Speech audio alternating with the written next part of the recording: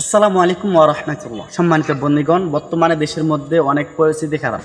বাংলাদেশের মধ্যে দ্রব্যমূল্যের দাম বেশি হয়ে গেছে, মানুষের স্বৈরাচারিতা বেশি হয়ে গেছে, মানুষের অন্যায়টা বেশি হয়ে গেছে। এই দিকে মুসলিমদের ওপর একের পর এক অন্যায় অত্যাচার জুলুম চলতেছে।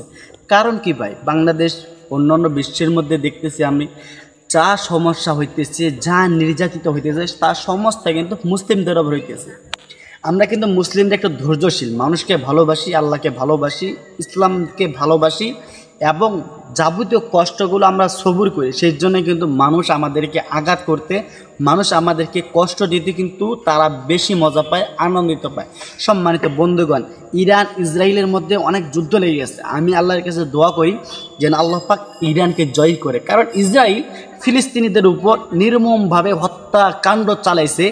ইসলামিকদেরকে বিরোধিতা করে, মুসলিমদের উপর হত্যা করে ইসলামকে বিতাড়িত করতে চাইছে ইসরায়েল মূলত একটি ইহুদি দেশ। তারা চায় না ইসলামী দেশগুলো মাথা ছাড়ে দিয়ে উঠুক। তারা সবসময় চায় ইসরায়েলেরা, ইহুদিরা যাতে মুসলিমদের মাথার উপর তারা ডাব ভেঙে খেতে পারে। এই জন্যে কিন্তু তারা মুসলিমকে সবসময় ভয় রাখতে চায়। সম্মানিত বন্ধুগণ, যদি আমরা মুসলমানরা চাই, যদি আমরা নিজেদেরকে রক্ষা করার জন্য, নিজেদের অন্যায়গুলো যদি আমরা প্রতিরোধ করার জন্য মাঠে নামি, পৃথিবীর সমস্ত দেশগুলো যদি একত্রিত হয়ে যায় আর পৃথিবীর সমস্ত মুসলিম যদি আরেক দিকে হয়ে যায়, তারা কখনোই কিন্তু জয়ী হতে পারবে না। কারণ মুসলিমদের কাছে আল্লাহ পাক রব্বুল আলামিনের কাছ থেকে কিন্তু সরাসরি সাহায্য আসে।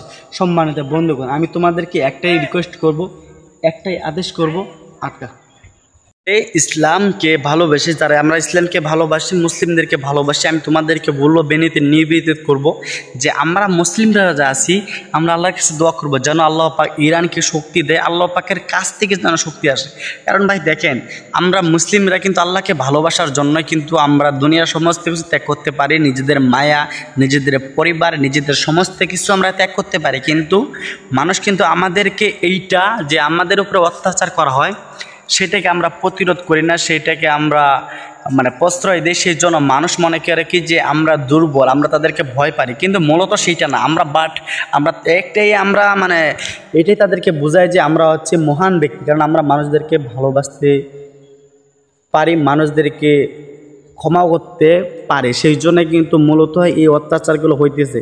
যদি মূলত কারো উপরে অত্যাচার, অন্যায়, নির্ভীক করা হয়, সেই ব্যক্তি যদি তার প্রতি বিরোধিতা না করে, তাহলে মনে করবেন সেটা ভয় নয়, সে ভয় পায় না। কারণ সে আল্লাহকে রাজি খুশি করার জন্য হয়তো তোমাকে ছাড় দিতেছে।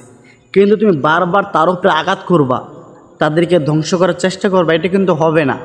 যদি বারবার চেষ্টা করো, বারবার তোমরা রুখে দাঁড়াও, তাও কিন্তু তাদেরকে তোমরা রুখতে পারবে না। কারণ তারা যদি একবার ধৈর্যের বাঁধ ভেঙে যায়, ইসরায়েল বড়, আমেরিকা বড়, যতগুলো ইহুদি রাষ্ট্র আছে তারা সবাই যদি একত্রিত হয়ে যায়, তারপরেও কিন্তু মুসলিম যেগুলো কান্ট্রি আছে তাদের সঙ্গে পারবে না।